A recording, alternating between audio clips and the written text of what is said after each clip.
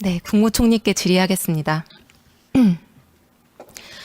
서울 양평 고속도로 종점 변경 의혹. 원희룡 국토부 장관께서 사업 백지화를 선언한 게 7월 6일이니까요. 그 이후로 4개월간의 공방이 있었습니다. 총리님, 그간의 상황에 대해서 잘 숙지하고 계십니까? 이거는 그동안 국토부 장관께서 쭉 세밀하게 여러 가지 용역도 거치고 해서 제가 뭐 상세하게 파악하고 있다고 보기는 좀 어려울 것 같습니다만. 네. 제가 오늘 이 질의를 다른 분이 아니라 총리께 드리는 이유는 딱 한 가지입니다.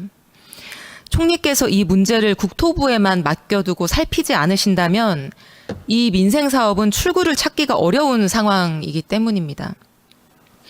대통령께서는 본인의 처가와 관련한 특혜 의혹이기 때문에 사안의 특성상 공정한 판단이나 적극적 역할을 기대하기는 어렵고, 주무장관인 원희룡 장관은 이 고속도로 백지화 사태를 만든 장본인이시고 또 변경안이 옳다는 주장의 선봉장으로 계속 서 계셨기 때문에 이제 와서 객관적인 입장으로 이 문제를 바라보기는 어려운 상태라고 생각합니다. 저는 그래서 이 문제를 비교적 냉정할 수 있는 총리께서 현명한 역할을 하셔야 된다, 이렇게 생각을 하고 있습니다. 총리께서는 이 고속도로 사업 어떻게 처리하는 게 맞다고 생각을 하시나요? 이 문제는 뭐 누가 뭐라 그래도 역시 이 부분에 대해서 전문성을 가진 분들이 들여다보고 이 노선별 이런 장단점을 판단해서 결정해야 되는 거 아닌가 싶습니다. 그런 그 전문성이 없는 그러한 기초 위에서 판단을 하기는 굉장히 어려운 거 아닌가 싶습니다. 네, 저는 당초의 사업 취지에 맞게 종점을 원안으로 원상복귀시켜서 계속 추진하는 게 맞다, 이렇게 생각을 하고 있습니다. 지금부터 그 이유를 말씀드리겠습니다. 슬라이드 보여주시면 먼저 이 사업의 예타보고서 첫 페이지입니다. 이 고속도로 사업의 목적과 기대 효과는 국도 6호선과 서울 춘천 고속도로의 교통정체 해소라고 되어 있습니다. 양수리 일대의 오래된 극심한 교통정체, 아마 다들 들어보셨을 겁니다. 그렇기 때문에 이 고속도로는 2008년에 민자사업자가 최초로 제안할 때부터 2018년 국토부가 예타 사업을 제안할 때까지 한결같이 양서면을 종점으로 추진이 됐습니다. 양수리가 바로 양평군, 양서면, 양수리이기 때문입니다. 그럼 얼마나 정체가 될까? 슬라이드 보여주시면 지난달 어느 일요일 오후 교통 상황입니다. 양평 일대 6번 국도 서울 방면이 꽉 막혀 있습니다.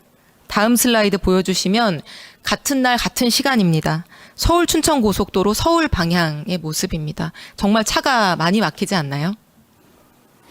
글쎄요, 의원님께서 뭐 보여주시는 사진으로 보면 그렇습니다만, 네. 저런 거야말로 결국 전문가가 봐야 되는 거 아닌가. 또 네. 그런 전문가가 조사한 데이터를 기초로 해서 판단. 차가 막히고 안 막히고 하는 거는 그냥 교통 상황 실시간으로만 접속해봐도 알 수 있는 일이니까요. 근데 KDI가 도출한 이 고속도로 사업의 BC값이 0.82밖에 되지 않아서 사실 경제성만 보면 예타를 떨어져도 이상하지 않은 사업인데, 이 오래된 교통정체 해소라고 하는 정책성이 높게 평가가 돼서 재작년에 국비 투입이 허락된 것이었습니다. 그러나 작년 대선 이후 갑자기 양수리가 있는 양서면이 아니라 강상면으로 종점이 변경이 됐습니다. 슬라이드 보여주시면 아까 그 사진들과 같은 시간에 강상면 변경 종점 부근의 교통 상황입니다. 차가 한 대밖에 없죠. 원래 한 대도 없었는데 이것도 이제 기다리고 있다가 나타나서 캡처를 한 것입니다. 총리님, 10수년 전부터 양서면, 양수리의 교통정체를 해소한다고 하는 미명하에 국비 1조 8천억 원이 확정돼서 추진되게 된 이 고속도로의 종점이 작년 대선이 있고 나서 갑자기 교통정체랑 아무런 상관이 없는 한적한 강상면 병산리로 변경이 된 것입니다. 그런데 이 슬라이드 화면을 보시면 이 병산리 고속도로 종점에서 차로 5분 정도 거리에는 대통령 처가가 상속받은 토지뿐만 아니라 개발을 위해서 2010년부터 꾸준히 매입해온 야트막한 개발하기 좋은 예쁜 땅들이 있습니다. 이 매입 토지의 소유주는 김건희 여사와 모친 그리고 형제들이 모두 임원으로 되어 있는 ESIND라고 하는 부동산 개발 시행사입니다. 그런데 저는 이 문제가 단순한 특혜 의혹을 넘어서 교통정체와 관련된 민생 그리고 2조 가까운 국비 투입의 적절성이 다 얽혀있는 문제라서 총리께서 직접 들여다볼 만큼 중요한 사안이다 이렇게 생각하는 것입니다. 지난 국정감사 과정에서 좀 납득하기 어려운 상황들이 많이 밝혀졌습니다. 회의록 보여주시면 먼저 노선 변경이 제한된 타당성 조사 절차를 용역사 2곳이 컨소시엄 형태로 진행을 했습니다. 그런데 이 회의록에서 보시듯이 경동이라고 하는 용역사가 다른 용역사에게는 알리지도 않고 변경 노선을 도출을 했고요. 이 다른 용역사는 변경 노선이 국토부에 보고되기 직전에서야 이 사실을 인지했다라고 하는 사실이 증언이 됐습니다. 다음 슬라이드. 이 경동이라는 용역사는 이 회의록에 명확히 적혀 있듯이 현장 답사를 딱 한 번 다녀온 상태에서 용역계약 체결한 지 열흘 정도 만에 원안에 문제가 있다. 종점을 변경해야 된다라고 하는 결론을 내렸습니다. 그리고 현장 답사를 한 번 더 다녀와서 변경 노선을 그립니다. 거의 새로운 노선인데도요. 이 새로운 노선이 그려지고 국토부에 보고되는 과정에서 교통량 분석, 경제성 분석, 기술적 검토는 전혀 하지 않았다고 증인이 명확하게 증언한 내용이 저 회의록에 담겨 있습니다. 이런 과정을 거쳐서 용역사가 2달 만에 만든 변경 노선이 올해 5월 달에 국민들에게 거의 그대로 공개가 됐습니다. KDI가 통상적인 기간보다도 더 길게 2년이나 검토해서 기재부가 예타를 통과시킨 노선이 있는데 단순한 용역 수행자에 불과한 곳에서 한 달여 만에 제대로 된 분석도 없이 복수도 아닌 단일안을 제시하고 그 안이 그대로 대안으로 결정됐다. 국토부는 용역사가 이게 가장 좋은 안이라고 하니까 그대로 수용했다. 1조 8천억 원짜리 고속도로 사업이 이렇게 진행됐다라고 하는 게 총리께서는 믿어지십니까? 우선 제가요, 지금 의원님께서 아주 상세하게 말씀을 해주셔서 감사합니다만 제가 그 말씀을 듣고 판단할 만한 그러한 그 위치나 능력이 있지 않은 것 같습니다. 왜냐하면 지금 의원님께서 말씀하신 여러 가지 의원님께서 가지시는 하나의 의문점 이런 것들이 정확히 어떤 상황을 거쳐서 그게 진행이 됐는지에 대해서는 역시 실제로 그 일을 집행을 했었던 국토부 장관의 그런 이 반론이라 할까요?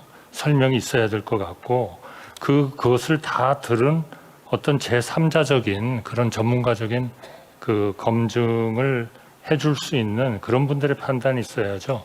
제가 아무리 국무총리이긴 하지만 또 우리 국정을 전체적으로 총괄 조정한다고 하지만 이런 아주 기술적이고 네, 아주 총리 상세한 맞습니다. 거를 무슨 말씀이신지. 제가 무슨 결정을 한다는 거는 네, 무슨 말씀이신지 제가 이해는 합니다. 듣겠습니다. 의원님 네. 말씀하시는 거는. 네, 그런데 저보고 어떤 게 옳습니까라고 그냥 이제 제가 회의록을 제시하면서 이런 상황들을 보여드린 거니까요. 이게 상식적으로 일어날 수 있는 일인가에 대해서 질문을 드린 거고요. 네. 알겠습니다. 그럼 제가 조금 더 말씀을 드릴게요. 오늘 듣는다고 하셨으니까요. 국토부는 경제성 분석을 안 해본 상태에서 종점 변경안을 올해 5월에 발표를 했는데요. 문제 제기가 있으니까 그제서야 경제성 분석을 하고 국감 직전에 빚값을 공개를 했습니다. 아마 이 내용도 정확하게는 모르실 것 같아서 설명을 드리면 슬라이드를 보여주세요. 국토부 발표 내용을 요약하면 종점 위치를 양서면에서 강상면으로 옮기면 이 고속도로 교통량이 하루에 6,000대가 늘어난다고 하는 것입니다. 그래서 변경 노선이 돈은 훨씬 더 많이 들지만 교통량이 늘어나기 때문에 BC는 0.1이 더 높고 고로 더 우월하다. 이 결론입니다. 총리님, 이 두 종점이 중부 내륙 고속도로 위에서 한 7km 정도 거리에 있습니다. 차로 한 4분 정도. 근데 차로 4분 정도 거리로 종점이 옮겨진다고 해서 원래 이 고속도로를 타지 않을 차들이 하루 6,000대가 더 타게 된다? 저는 이게 상식에 맞는가 하는 의문이 들었습니다. 그러나 이 보도자료를 발표한 국토부 장관님은 상식에 맞는지 안 맞는지 나는 잘 모른다. 용역사에 물어보라고 합니다. 그래서 6,000대를 찾아봤습니다. 이 고속도로가 예타 대상이 될 수 있었던 결정적인 이유가 하남과 남양주의 3기 신도시 계획이 발표하면서 0.6대의 B씨가 0.8대로 올라갔기 때문인데요. 이 두 3기 신도시의 계획 인구가 25만 명입니다. 25만 명의 3기 신도시가 유발하는 이 도로의 교통량 차이는 얼마일까? KDI 예타 보고서에 그 비교 분석이 있었습니다. 3기 신도시로 인해 늘어나는 교통량 하루 1000대입니다. 그럼 참 이상하죠. 인구 12만인 양평군에서 그 밑에 여주시도 11만인데 종점을 여기서 4분 거리 심지어 한적한 강상면으로 옮겼는데도 교통량은 3기 신도시 유발 양에 비해서 6배가 늘어난다. 이상하지 않으냐 물으니 모르겠다. 용역사에 물어보라고 하십니다. 인구 65만 명의 송파구 도로에 직접 연결하는지 여부에 따라서 달라지는 교통량 1일 4,000대에 불과하다고 국토부 자료에 명기되어 있는데 무슨 신도시가 건설되는 것도 아닌 양평에서 6,000대가 어떻게 늘어나느냐 물어봐도 대답은 같습니다. 설명할 수도 없는 B씨 값을 가지고 더 우월한 종점으로 변경했으니까 의심하지 말라고 하는 겁니다.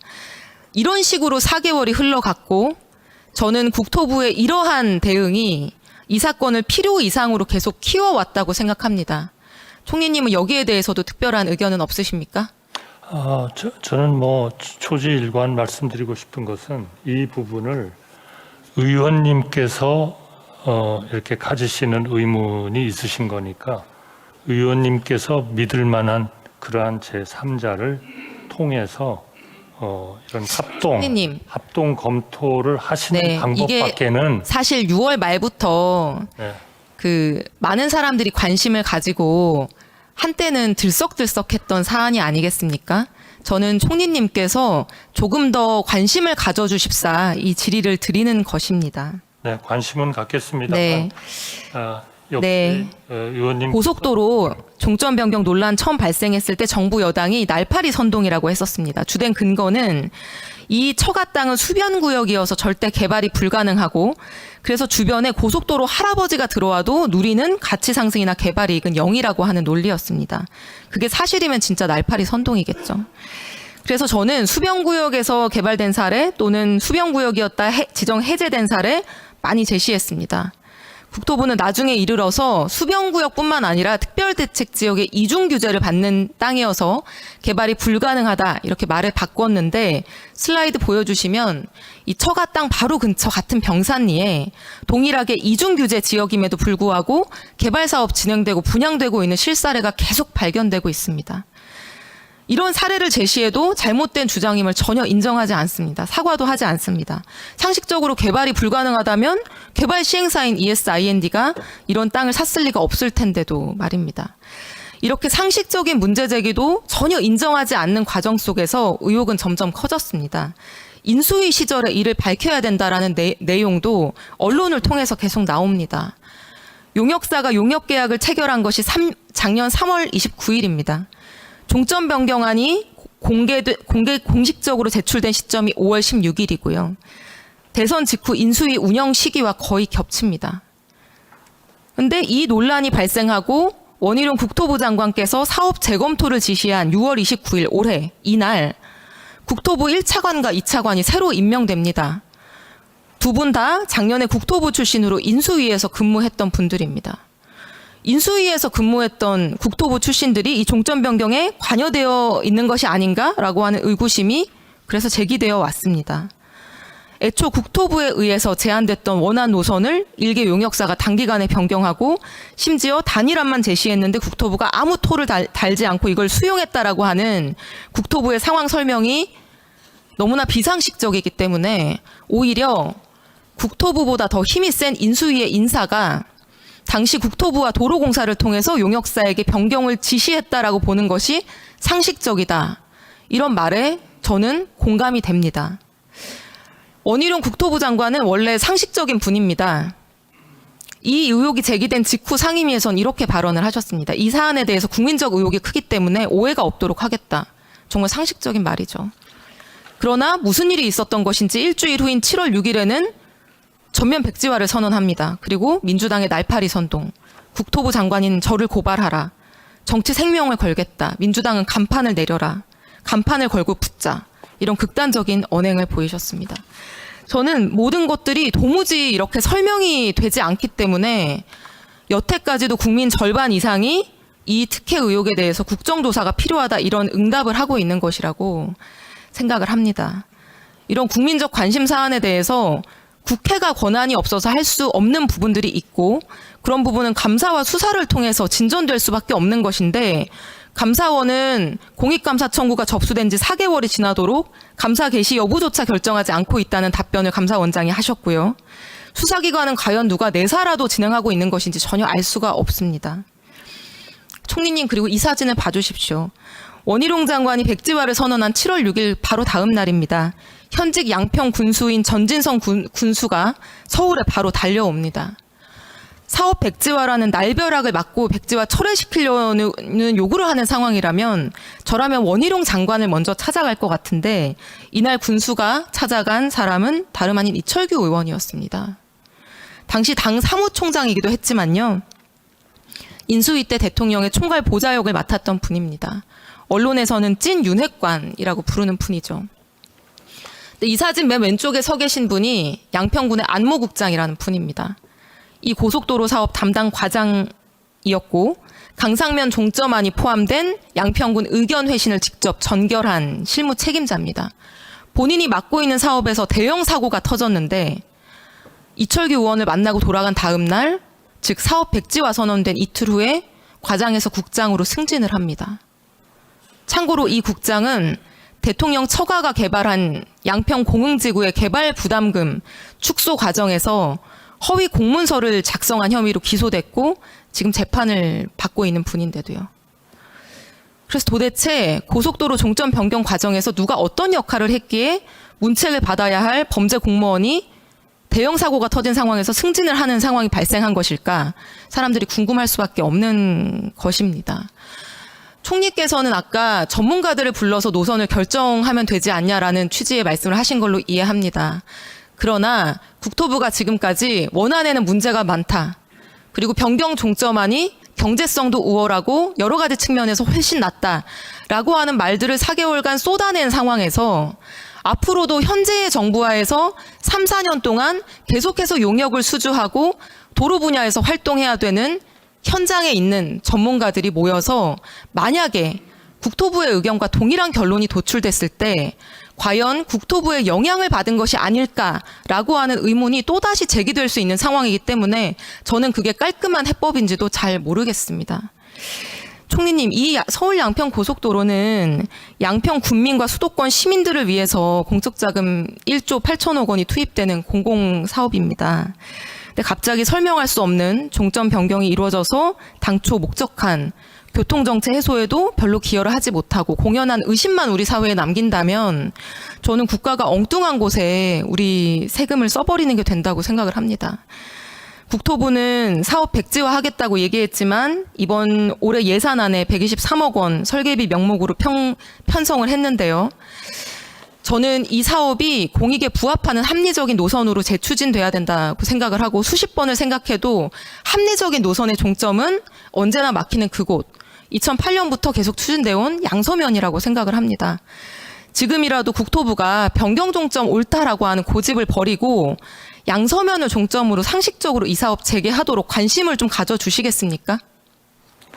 네, 제가 관심은 갖겠습니다만 다시 한번 말씀드리면 우리 의원님이 속하신 그 당도 정권을 여러 번 그 운영해 보셨던 훌륭한 분들이 많이 있습니다. 그렇기 때문에 제3자의 의원님이 믿으실 네, 수 총리님 있는 1분만 남겨주세요. 네, 질문이 그런 남아서. 전문가들을 네. 충실하게 좀 모으셔서 네, 끝나고 나서 조금 더 답변 부탁드립니다. 들으시는 게 좋지 않을까 싶고요.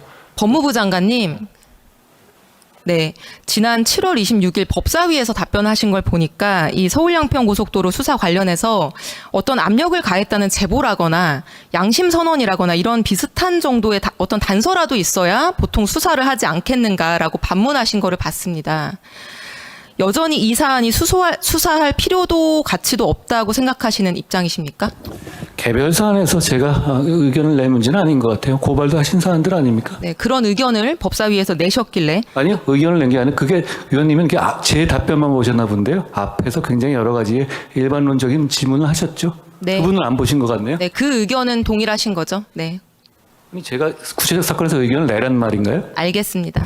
총리님 일단 답변 감사드리고요. 아까 하시지 못한 말씀 있으면 조금 더 주십시오. 예. 그래서 충분히 잘 들었고요. 그러나 그러면 이 문제에 대해서 왜 국토부는 그렇게 했는지를 국토부 장관님의 말씀을 한 2분 정도는 듣는 게 우리가 예의가 아닌가 싶습니다. 일방적인 얘기를 우리 의원님과 제가 했고 이거를 지켜본 국민들로서는 사실은 그러면은 딴 쪽의 의견은 뭔가 하는 거를 조금은 좀 들으시는 게 좋지 않을까 싶습니다. 한 예, 2분만 정리하세요. 좀 주시면 좋겠습니다.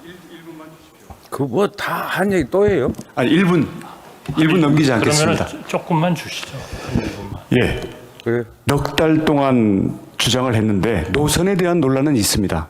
근데 외압에 대해서는 한치의 근거 제기도 없었습니다. 제 장관 취임 전에 지금 용역사와 국토부 실무자 간에 이루어졌고요. 그 국토부 실무자는 인수위 관계자들을 접촉한 일 자체가 없습니다. 그럼에도 불구하고 계속 특혜니 외압이니 몰고 가는 이 부분들에 대해서는 저는 시비는 끝났다고 생각하고요. 대신 노선은 예타안, 그다음 대안, 그다음 민주당의 또 다른 보완 예타안 3개를 다 놓고 전문가 검증을 하면 그 결론에 국토부는 선입관 없이 따르겠습니다.